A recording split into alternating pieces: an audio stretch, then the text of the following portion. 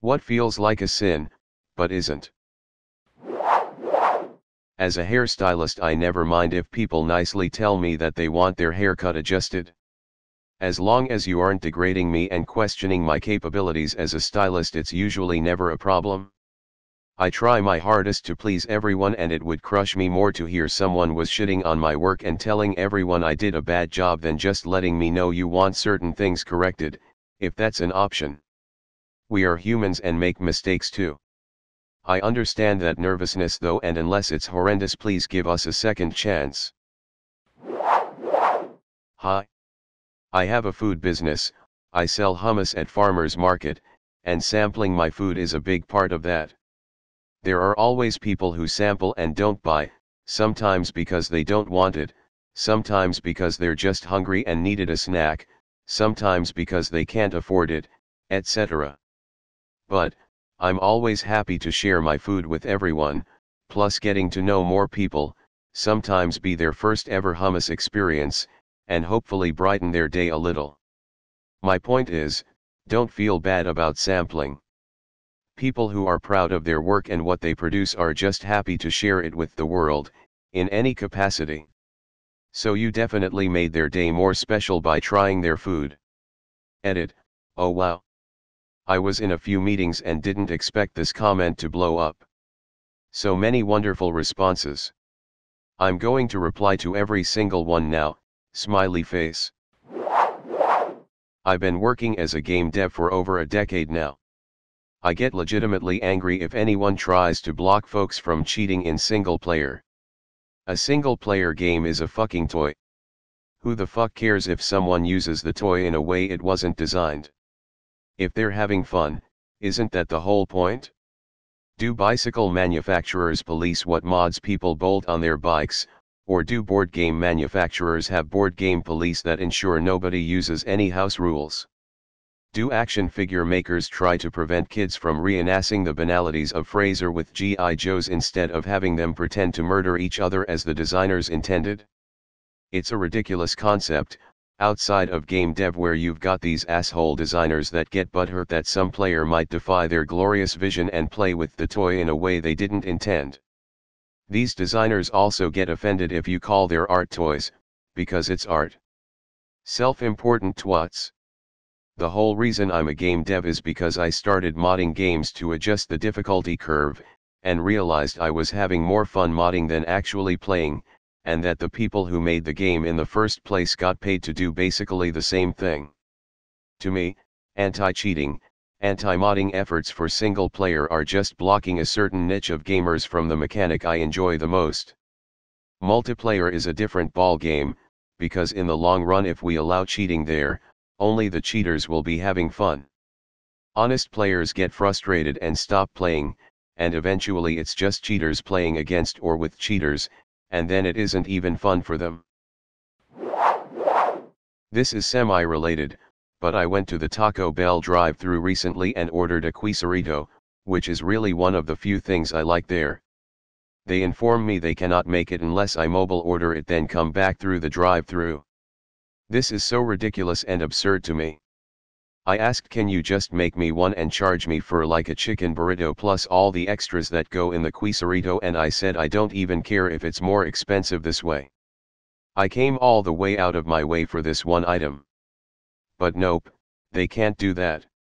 Only way to get the quesarito is if you mobile order it online. So I had to park, since I am not an asshole and wasn't gonna make people wait behind me in line while I figured out their clunky online mobile ordering system, then go back through the drive-thru just to receive exactly what I asked for 15 minutes prior. Most frustrating experience of my life. I understand that Taco Bell is trying to incentive/motivate people to use their mobile order, but just seems ridiculous. Similar now to Chipotle only offering a quesadilla through online ordering only. Some bosses I have had would start a whole sad sob story and then ask me if I could fill in for them or a coworker. I was always the person who they would ask because I almost always said yes. I felt saying no was hard and felt obligated to say yes. But I got fed up with it about 2 years ago. I was always the only person who was asked, the first one to be asked, but never got anything in return from anyone.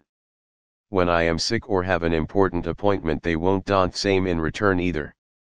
And I am asked to still come because they can't find anyone to fill in. I started by saying no and giving a reason, but since they started to try to overrule that reason, I've started to just say no. It's a part-time bad paying job I do, it's not worth the stress and it takes up more of my time, often without any benefit. It's not worth it and I have better things to do with my life and my time. As long as it's your old code. My university had a pretty aggressive, and primitive, this was some years ago, anti-cheat program that would basically parse text for signs of copying from a database of old text. The problem was, programming languages in general and conventions on code readability tend to create fairly uniform code. So if you use descriptive variables, stuff like first name, last name, counter, output, etc., and / or more standard ones, such as using I for the iterator on loops, getting a false flag was basically common. The first class I took, the teacher told us about that. The problems we were writing code for were things like print the numbers 1 to 10 in order, or ask for a number input and print if it's even or odd, so everyone's code was going to be basically identical, so we shouldn't worry about the fact the online system will probably give all of us a warning, possible plagiarism detected flag every time. A common solution was to use your code, but rename the variables. I guess there's something educational about that, in that you would be at least forced to reread your code and make sure it's working, until you learn about text editors with search/replace functions. But it did get silly sometimes. Stoning your son to death. According to the Bible. Same with killing someone who worked on the Sabbath. Uh-oh. I'm working on the Sabbath. I'd better watch my back. Deuteronomy 21:18-21 King James Version. 18 If a man have a stubborn and rebellious son, which will not obey the voice of his father, or the voice of his mother, and that, when they have chastened him, will not hearken unto them. 19 Then shall his father and his mother lay hold on him, and bring him out unto the elders of his city, and unto the gate of his place. 20 And they shall say unto the elders of his city, This our son is stubborn and rebellious, he will not obey our voice, he is a glutton, and a drunkard. 21 And all the men of his city shall stone him with stones, that he die, so shalt thou put evil away from among you, and all Israel shall hear, and fear. Getting cheated on makes you feel like someone you love died, and most of the time, when it happens to you, there isn't anything you can do to make things feel fair again. You're forced to live with the emotional pain of having been betrayed by two different people, of not having been good enough for the person you thought cared about you more than anyone else for a much longer time than you would ever expect, and the people who betrayed you usually get to move on with their lives without ever having to face any real consequences for their actions. Adultery is technically a sin in a lot of religions, but it isn't treated like one by most people. In the most ironic way possible, being a pagan isn't considered a sin as such. The definition of sin dictates that it's an act that distances us from God and harms others, and paganism is the search for God in the most ancient. To put it in a way, the pagan seeks God in the simplest of nature and communicates with God through it, which is very different from idolatry, which consists of idealizing God through images. Idolatry leads to killing for your God and takes you away from the path of it, while paganism leads you to understand it differently and respect everything that is seen as a gift of it, nature and humanity. When you see a kid in a playground hurt themselves and then you don't help them. This world clearly needs more love. Being a soldier in the army, although saving lives, you have to kill. Who could feel no guilt from committing a murder to a man? Okay, you are saving your country, but you kill soldiers. That soldier is a son/daughter. That soldier probably would have a crying mother and father when they find out they lost their son. What if that person is married? Their husband/wife weeps buckets when they find out he is dead. They might even have kids, and how will their children feel to find out they have lost a parent? This is why I didn't apply for the army even though I was a patriot, a little bit, and I knew my parents would be so proud when they find out their son is in the army. But I would not want to see my next birthday ever again if I find out I have killed a human. Just think, that one person affects so many other people. Yup, I feel this one. In the last 3 months I have had to go no contact from both of my parents. My father refuses to be in my life unless he is at the center of it, and same with the mother. The biggest difference between the two is my mother was racist to my AAPI fiancé, and that's when I cut that line. I let her push me around all my life, but it took my finesse becoming the victim in her toxic verbal bullets for me to realize what a POS she is. I have no contact with anyone in my family at all, but I'm lucky to have amazing soon-to-be in-laws. Definitely this. I feel like shit every time I tell my mother to stop sending me her conspiracy nonsense. She just won't stop even though we went through the same dialogues over and over again for more than a year. Told her yesterday I have enough of her shit because she said that I'm ignoring the bad things in the world because I'm manipulated. The woman who raised me and who I love became a mentally ill freak when she stopped working. She is so bored that only this nonsense keeps her busy. I'm going to say this as emphatically as Reddit will allow, they don't care about you. If you die, the management will replace you as soon as they can, or worse, they'll make your co-workers do what you used to do and not pay them any differently. You may have to play the game to get the promotions and pay you want. You may make real friends with co-workers. That's real. But you don't owe your job anything that's not in your contract. 6 a.m., Daddy, Mummy, Daddy, Mummy. 6:05 a.m., plunk kid, S, in front of the TV. 6:10 a.m., kid, S, asleep on couch.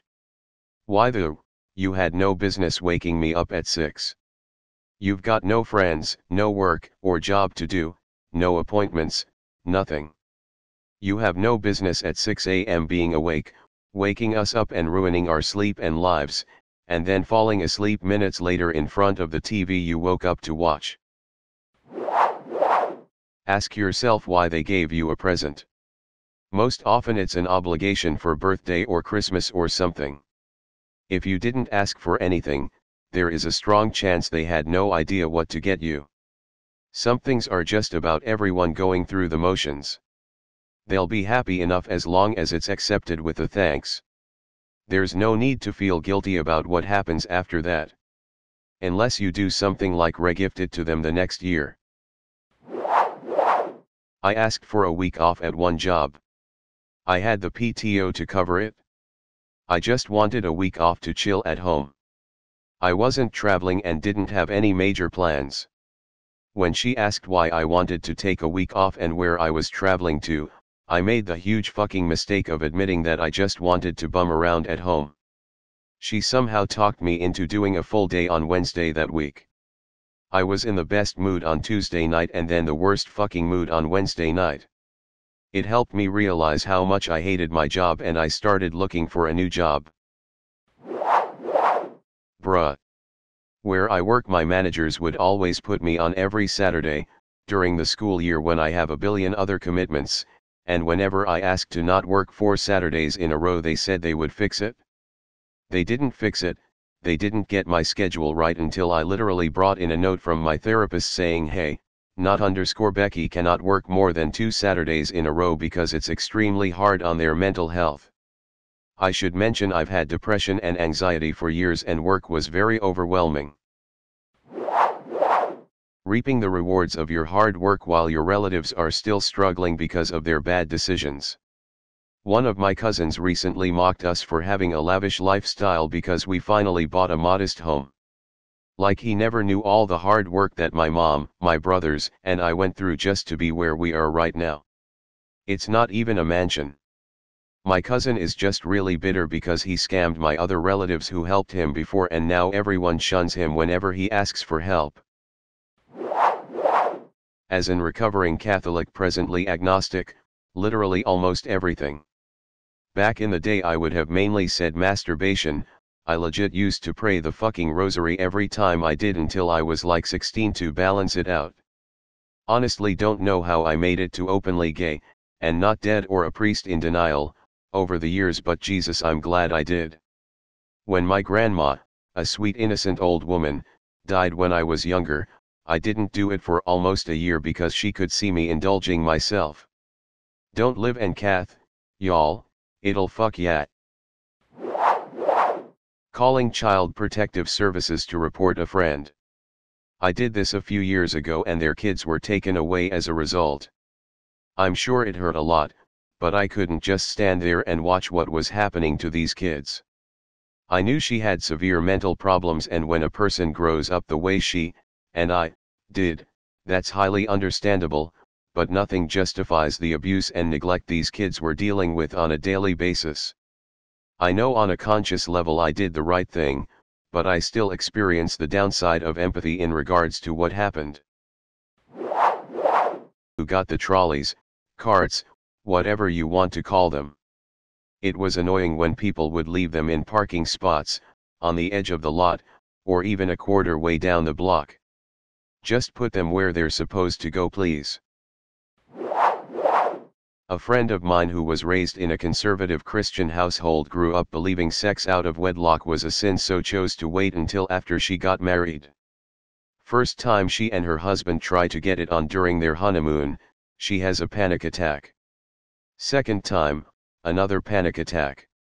She realized that although according to her beliefs it was totally okay for her to have sex with her husband, she couldn't turn off that part of her subconscious saying sex bad. You're committing a sin. You're going to hell. It's been a little over 2 years and they still have never managed to have penetrative sex. Yup, I feel this one.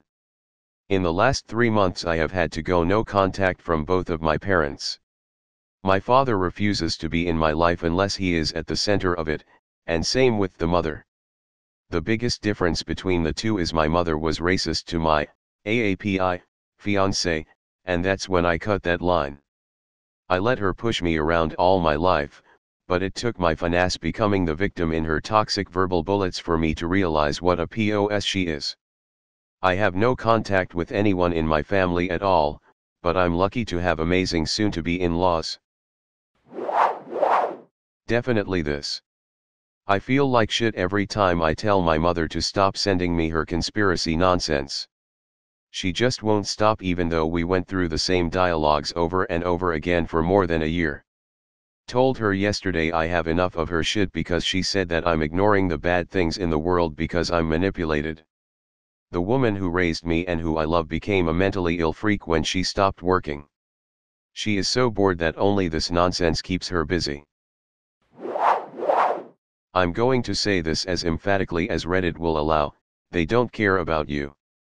If you die, the management will replace you as soon as they can, or worse, they'll make your co-workers do what you used to do and not pay them any differently.